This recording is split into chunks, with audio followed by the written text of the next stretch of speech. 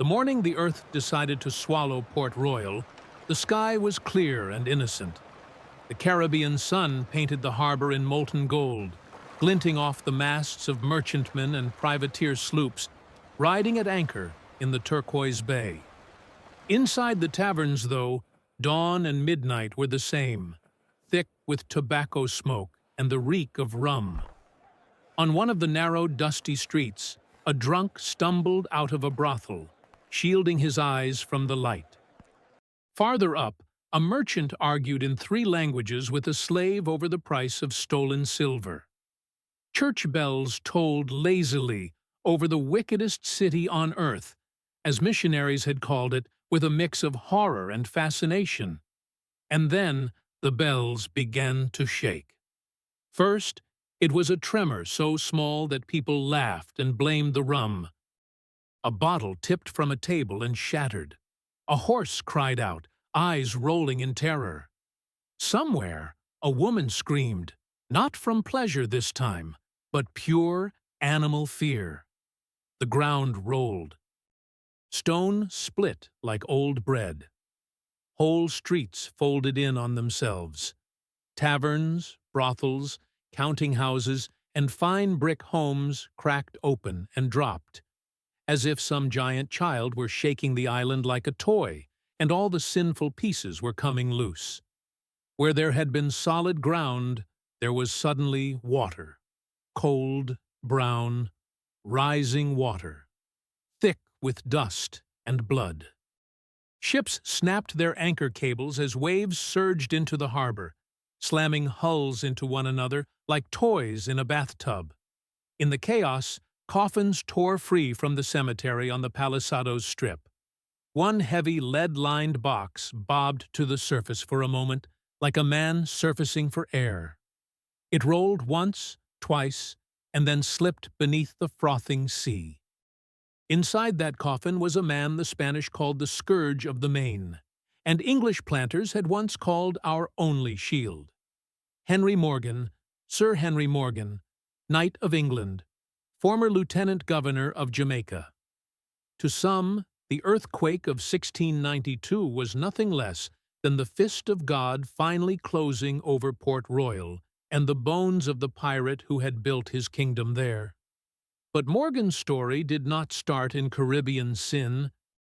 It began in the wet green hills of Wales, with a young man whose hunger was bigger than the world he was born into. Almost 30 years before that coffin bobbed in the surf, the air he breathed was cold and smelled of wet earth. Henry Morgan was born around 1635, near the tiny village of Llanrumney or Llanrymney in southeast Wales, a place of low stone walls, sheep, and stubborn farmers staring up at a sky that never quite cleared. He was not a starving gutter snipe. His family owned land. They were respectable, if not noble. That mattered in an England where name and property opened doors. But Henry knew early that his future at home would be small. A second son on a Welsh farm did not inherit the fields he plowed. His destiny was to watch another man own what he had worked. He wanted more than another man's leftovers. Rumors began to drift across the Channel. The Lord Protector, Oliver Cromwell, was raising a massive fleet for a new crusade against Catholic Spain. The Western Design, they called it, a grand plan to rip the New World from Spain's grasp.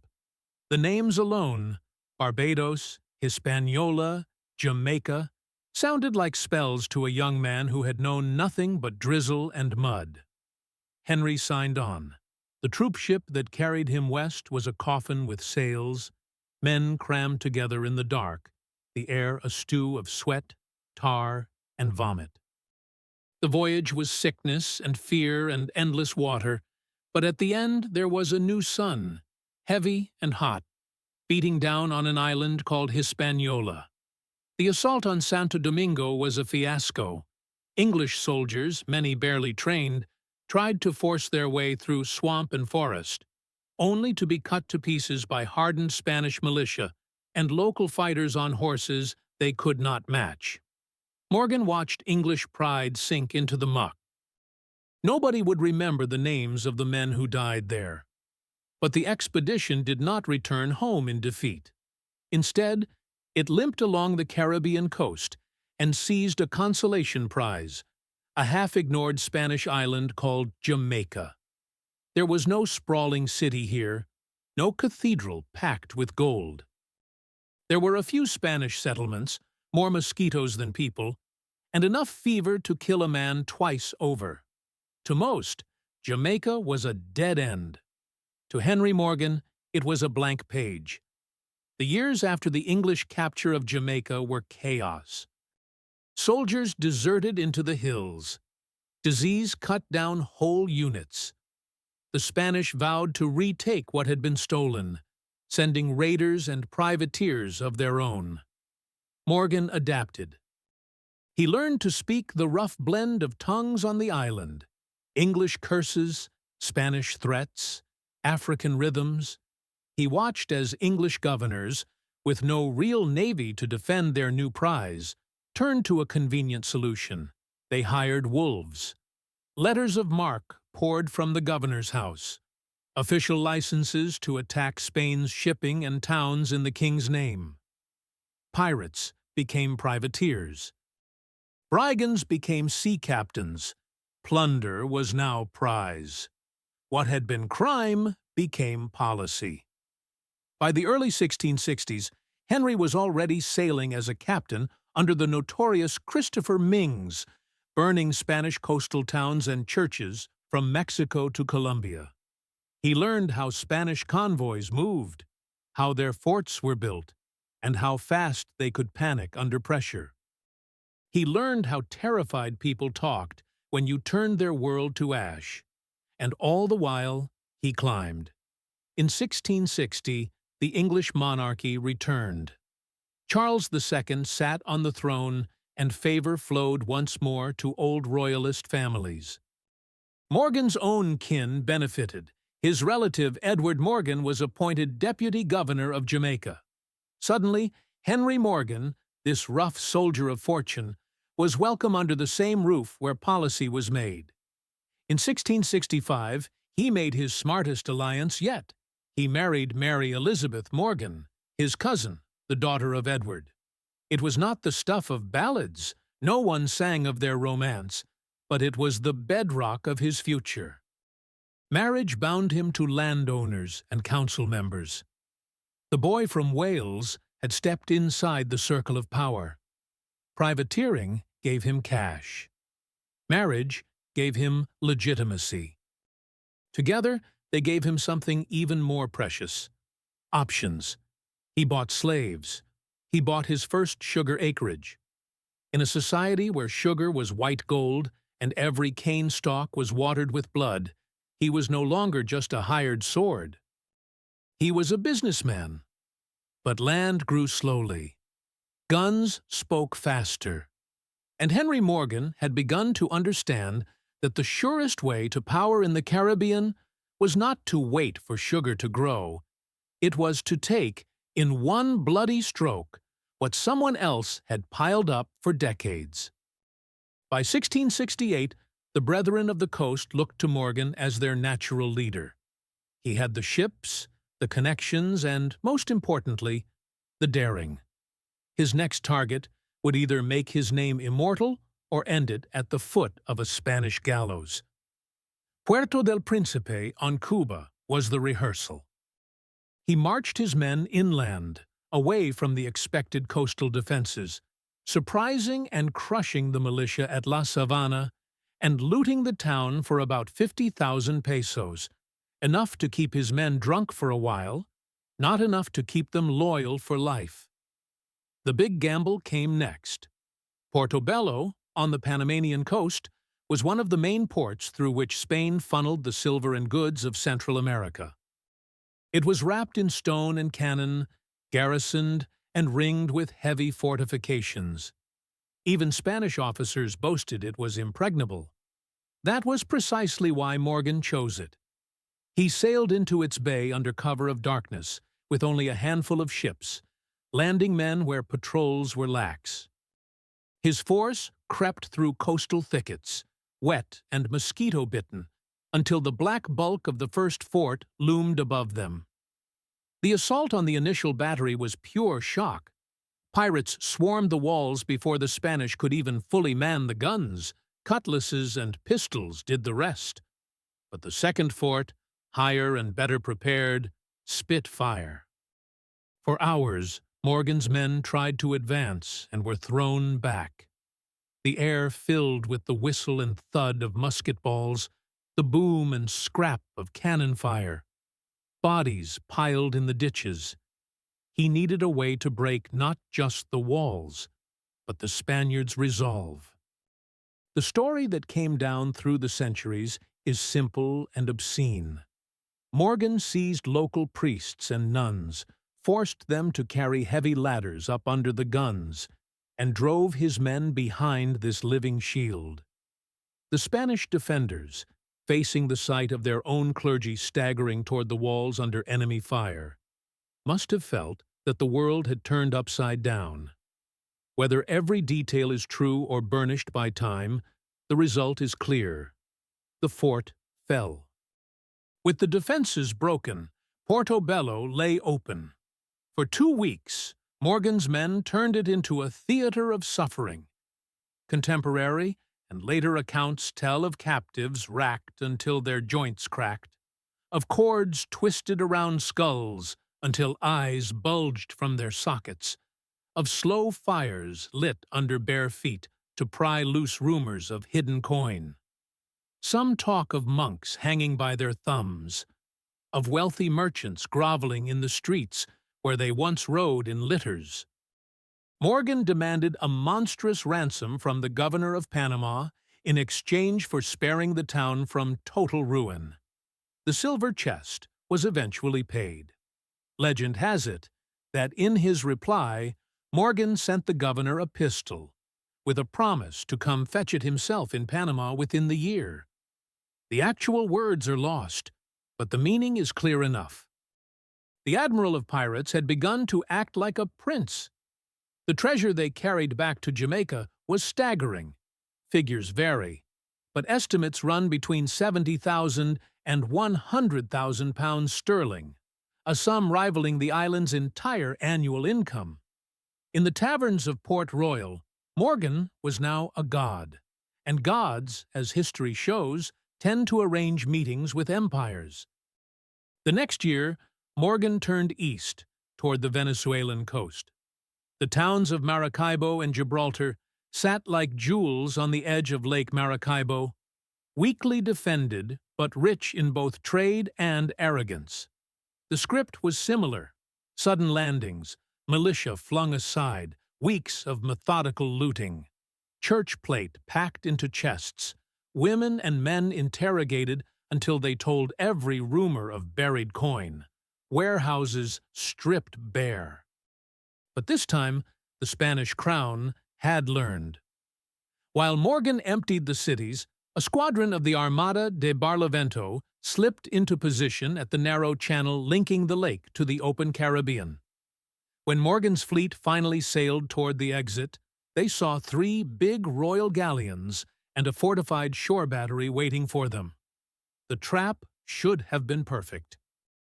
The Spanish admiral sent a letter, full of formal menace, offering terms: surrender your plunder, surrender yourself, and your lives will be spared. Morgan read it aloud on his flagship's deck, the parchment fluttering in the salt wind. His men roared their answer before he finished. They would rather die with coin in their pockets than live as beggars. Morgan smiled. Fear, he had learned, was a weapon you aimed at your enemies, never at your own men. He ordered the smallest of his ships emptied and refitted. The gun ports were painted on. Dummy figures, bundles of wood and straw in old coats and hats, were lashed to the rails. The hold was stuffed with pitch, tar, and gunpowder. At dusk, under a sky of bruised purple, that ugly little vessel drifted toward the Spanish flagship like a lame duck. Spanish lookouts laughed. A lucky prize, they must have thought, an abandoned ship, ripe for capture. Too late, someone saw the unlit matches jutting from her decks. The fireship struck the flagship's hull and clung. A spark, a hiss, and then a roar. The night split open in white and orange. The Spanish flagship became a volcano of wood and iron, her crew reduced to silhouettes thrashing in the blaze before the sea swallowed them. In the confusion, Morgan's other ships lunged forward, pounding the second galleon, while the third panicked and ran aground. On shore, the gunners at the fort fumbled for targets in the smoke and failed to coordinate their fire. By dawn, the Armada de Barlovento's proud squadron was wreckage, and Morgan still sat in the lake, rich, trapped, but now the only master afloat. The fort still commanded the channel with its guns. To rush it would be suicide, so Morgan staged a play. All that day, Spanish officers peering from the fort saw longboats splashing toward the jungle shoreline, loaded with armed men. Each boat landed, vanished around a bend, and then, somehow, another seemed to leave the ships again, full of yet more men. It looked like tens, hundreds, perhaps thousands of buccaneers were gathering to assault the fort by land. The Spanish commander panicked.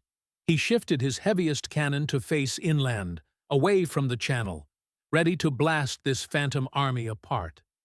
That night, under cover of cloud and silence, Morgan's real army was not on land at all. Every man was at his post on deck, sails readied. On the falling tide, the pirate fleet crept down the channel, past the now weakened seaward guns. When the Spanish realized their mistake and scrambled to drag the cannons back, the ships were already ghosts, sliding into the open Caribbean with their holds groaning under stolen silver. A Spanish chronicler later wrote, in bitter awe, that their admiral had fought like a lion, but that even a lion was no match for a man like Morgan. Morgan's legend, by now, had outgrown Port Royal. It haunted Spanish council chambers in Seville, royal reading rooms in Madrid, and the fearful prayers of colonial governors as they lay awake, wondering which harbor he would darken next. He had promised to return a pistol in Panama. He meant to keep that promise.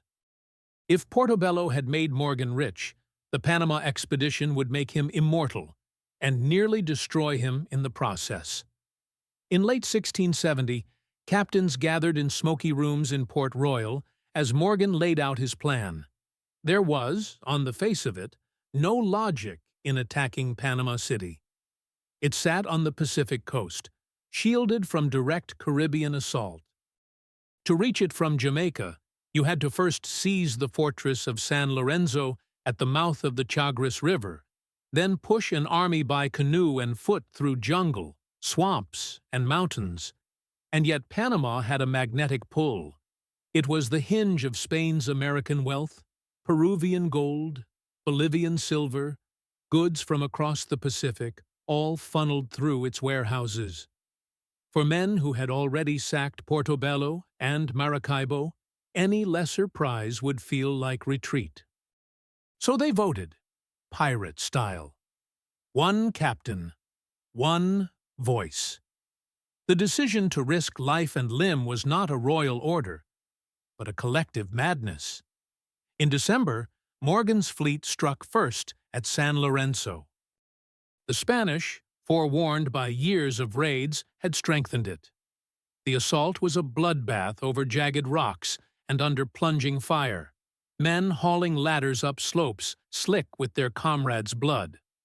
Some accounts speak of pirates climbing over the still warm bodies of the men who had fallen ahead of them. But once again, weight, ruthlessness, and sheer refusal to retreat carried the day. The fort and control of the Chagres passed into Morgan's hands.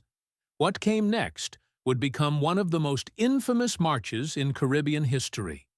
He left a garrison in San Lorenzo and ordered 1,200 men upriver by canoe, paddling against current through humid green walls of forest that swallowed the sky. As the river narrowed and currents fought them, they abandoned the boats and walked. The Spanish governor of Panama had learned from Bello and Maracaibo. Villages ahead were stripped bare, crops burned, cattle driven off or slaughtered, granaries emptied. The land itself became an enemy. The pirates marched for days with nothing but a handful of maize each. Men chewed on leather straps and belts, slicing boots to boil in muddy water. Some gnawed on grass. They cut their way through tangled roots and vines, legs sinking into black swamp. Fever picked off the weakest. Indigenous archers ghosted them from the trees, firing and vanishing. Exquemelin, the surgeon-turned-chronicler, wrote later of men collapsing and begging to be left to die, and of a muttering in the ranks, "Why follow a man who led them into a green grave?" Morgan, sensing the mood, is said to have made it clear. There was no turning back. Behind them lay hunger. Ahead lay at least the chance of gold. On the 9th day, the jungle finally spat them out onto a ridge. Below, laid out like a vision, glittered the waters of the Pacific, and, beyond low hills, the faint outline of towers, Panama City. Between Morgan's half-starved army and that city, the Spanish governor had arrayed his best defense, around 1,500 to 2,000 infantry and cavalry on the plain, and, as a secret weapon, hundreds of half-wild bulls corralled, ready to be driven into the pirates' lines. It was a slaughter waiting to happen, just not the one the governor imagined. The Spanish cavalry charged, lances bright, expecting panic. Instead, they hit mud and disciplined volleys from men who had spent their lives shooting moving targets, cattle, Spaniards, anything that ran. Horses screamed and went down. The charge buckled, then broke. The bulls, goaded into rage, were loosed. But the smoke, the roar of muskets, and the confusion of falling cavalry sent them wheeling back into the Spanish formations. What was meant as a hammer became a wrecking ball, swinging the wrong way. Morgan's pirates waded in, howling. Steel met flesh. When the guns at last went silent, the plain was a butchered carpet. Panama lay open. For nearly a month, the city was methodically emptied. Churches were stripped of altars and chalices. Convents were ransacked. House by house, street by street, Morgan's men dragged people from hiding places and demanded to know where they had concealed their valuables. Some citizens escaped with caravans of treasure that had slipped out before the pirates arrived. Many did not. At some point, fire tore through the city. Whether lit by Spanish defenders determined to deny shelter and supplies, or by drunken pirates careless with torches, remains debated. Flames leapt from roof to roof, devouring the place that had been the pride of Spain's Pacific Empire. When the last usable plank was burned and the last silver coin pried loose, Morgan gathered what was left of his army. The men, exhausted and filthy, gathered in the dwindling shade among charred beams to hear the division of spoils. This, more than the bullets, would nearly kill him. The total haul, jewels, silver plate, slaves, goods, was vast.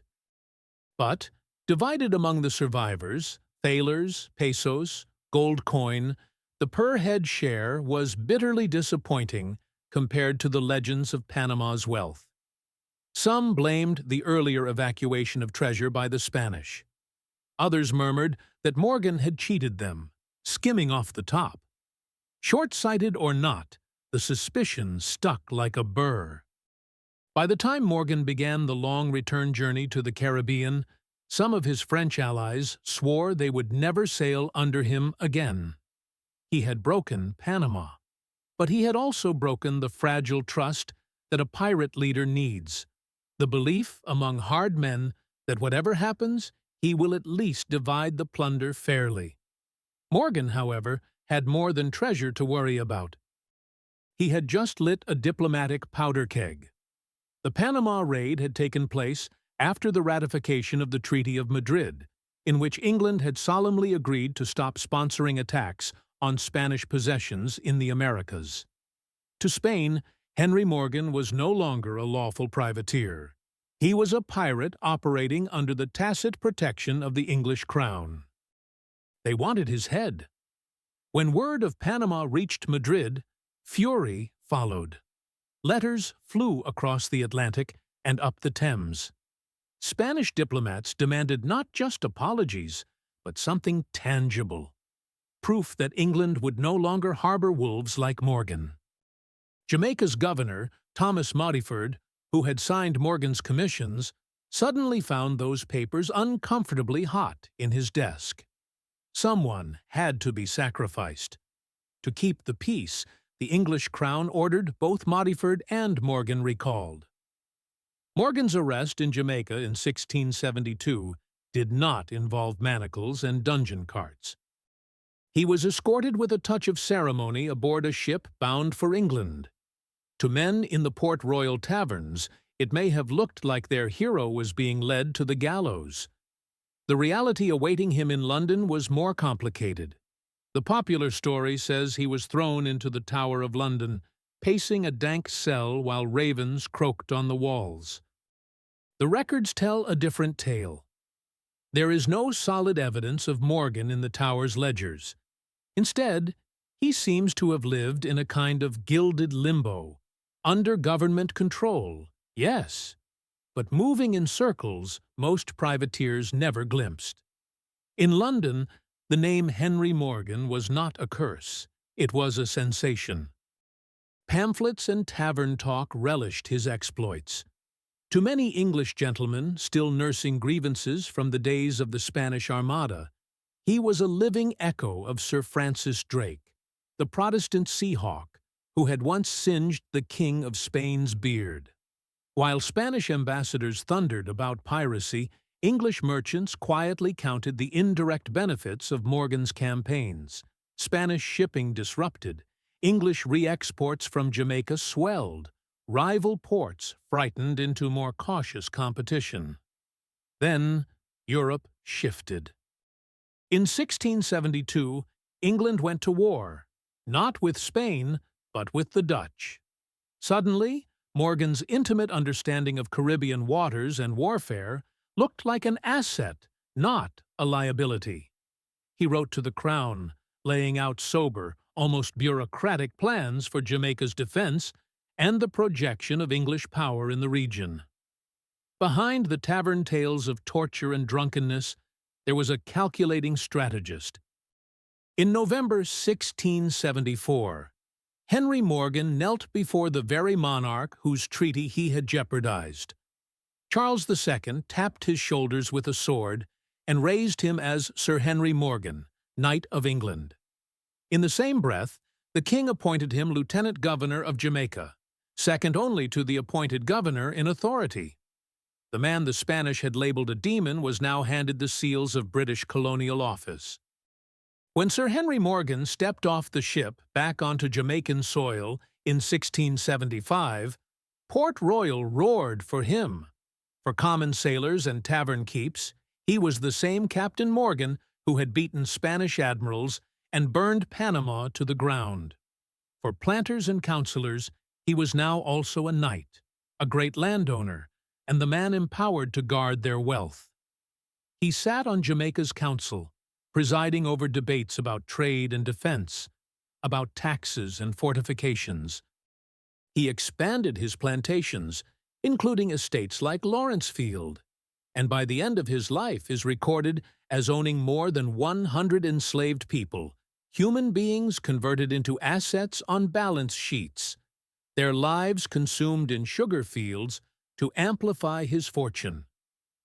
From the veranda of his grand house, he could look down at a harbor that had changed under his own hand. Under his influence, Port Royal's fortifications were strengthened, More guns, better walls, tighter control over the channel approaches. What had once been a rough pirate den was becoming the pivot of a more formal, if still ruthless, English commercial empire. Yet ghosts from his past followed him into this new role, bound in leather and ink. In 1678, in Amsterdam, a book appeared, De Amerikanische Zeeroovers, later known in English as The Buccaneers of America. Its author, Alexandre Equemelin, had sailed with Morgan and now painted him not as a bold commander, but as a cruel, greedy cheat.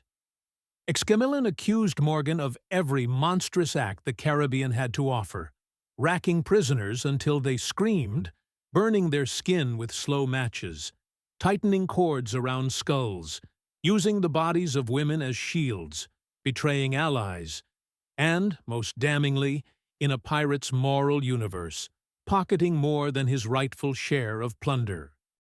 In England, when an English translation appeared in 1684, the stories sold. They struck directly at the carefully crafted image of Sir Henry, the loyal subject, Sir Henry, the colonial gentleman. Morgan did something few pirates ever dreamt of. He sued. He dragged publisher and author into court on a charge of libel, arguing that Exquemelin had slandered him by claiming he had been an indentured servant and misrepresenting his birth and character. He won. The court awarded him damages and forced corrections in later editions. But court victories cannot unring a bell. The image of Henry Morgan as the archetypal brutal buccaneer lodged in the public imagination. He could sign his letters Sir Henry as much as he liked. On the streets and in the taverns, he was still Captain Morgan, Devil of the Main. At the same time, the political currents in Jamaica were turning. A new governor, Thomas Lynch, arrived with firm instructions from London to curtail privateering, regularize trade, and push the island toward plantation-based respectability rather than raiding-based opportunism. Lynch and Morgan clashed. To Lynch, Morgan was at best a relic of a barbarous age, at worst, an obstacle to order. To Morgan, Lynch was an interloper who did not understand that it was the swords of men like him that had carved out the English foothold in the Caribbean. By the early 1680s, Lynch and his allies had succeeded in edging Morgan out of the council and formal power. The lieutenant governorship became, in practical terms, an empty honor, a title without teeth.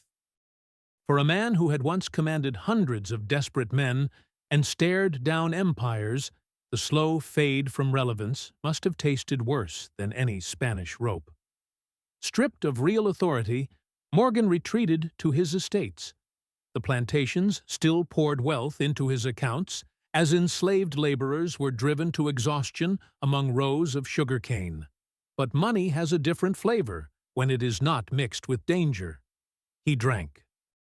Rum had always flowed in his world, taken as prize, traded, shared on decks before battle. Now it became something else, a daily companion, a way to blur the edges of a life that had slowed too much. The physician Hans Sloane, who would later achieve fame in London, visited Jamaica and left notes suggesting that Morgan suffered from dropsy, serious edema, his body bloated and organs strained, likely worsened by heavy alcohol use and infections. His face puffed. His joints swelled. His once commanding presence sagged into flesh.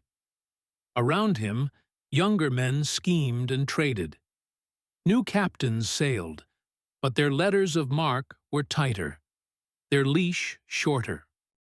The great age of the buccaneers was ending, transformed into a more sanitized and, in some ways, even more brutal order of sugar barons and navy captains. On the 25th of August, 1688, Henry Morgan died at Lawrencefield, one of his Jamaican estates. He was probably in his early 50s, though the exact year of his birth makes the arithmetic uncertain. The official cause was recorded vaguely, But the signs point toward a body worn out by hard living and the systemic damage of years of heavy rum and tropical disease. In death, the British establishment remembered what it wanted to remember. The governor's orders announced a formal funeral. Warships in the harbor fired a 22-gun salute, a rare honor for any colonial official. Bells rang over the crowded, crooked streets of Port Royal as his body was carried to the Palisadoes Cemetery. For a moment, it seemed as if he had achieved what he had chased his entire life: recognition, ceremony, a place among those whose names would be written down and not forgotten. 4 years later, the earth itself buried the lie. The earthquake of 1692 shattered Port Royal, sending wharves, streets, houses, and the cemetery sliding into the sea. The coffin of Sir Henry Morgan joined burning timbers and drowning men in that muddy, roaring grave. Preachers wasted no time in interpretation. To them, the disaster was not geology, it was judgment. A city built on stolen silver and soaked in rum and blood had been swept away, and with it, the bones of its most notorious son. Centuries passed. Empires rose and fell. The Spanish flag came down over fortress after fortress. Jamaica traded hands from colony to independent nation. Sugar went from white gold to just another commodity. Henry Morgan, the man, blurred. Historians dug through dispatches, trial records, land grants, and letters to reconstruct him. They found a Welsh farmer's son who lied up about his birth, a soldier who learned to fight dirty, a privateer who raised torture to a chilling efficiency, a strategist with a gift for psychological warfare, a planter who owned human beings, a courtier who navigated London politics, a knight who sat in judgment over former comrades, and a drunk who died bloated and half-forgotten on a tropical estate. Popular culture did something simpler. It turned him into a symbol. Romantic novels painted him as a roguish hero, wronged by courts and loved by maidens. Adventure films cast men with perfect teeth to play him, sighing over maps under a clean Caribbean sky. The torture chambers and slave fields faded quietly out of frame. In the 20th century, a brand of rum reached for a name that sounded like danger without consequence, history without discomfort. It chose his.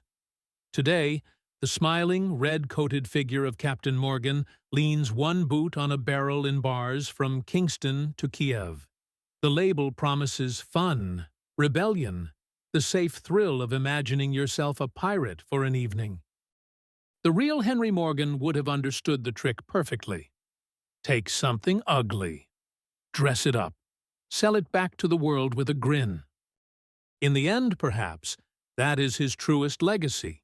Not just the burned cities, the shattered Spanish pride, or the slave-worked fields of Jamaica, but the way violence can be washed clean by time and commerce, until only a caricature remains. Yet if you strip the label off the bottle and listen to the older stories of Portobello's weeping streets, of the jungle march to Panama, of the blazing night on Lake Maracaibo, you start to hear another tale. Not of a charming rogue, not of a simple villain, but of a man exactly suited to a brutal age, clever, cold, charismatic, capable of loyalty and betrayal in the same breath. A man who turned war into wealth, then wealth into power, and finally discovered that none of it could save him from the slow collapse of his own body or from an earth that swallows cities whole. Sir Henry Morgan, farmer's son, torturer, knight, governor, drunk, legend, the pirate who became a governor, and who, in the end, was claimed not by a king's justice, but by the sea he thought he ruled.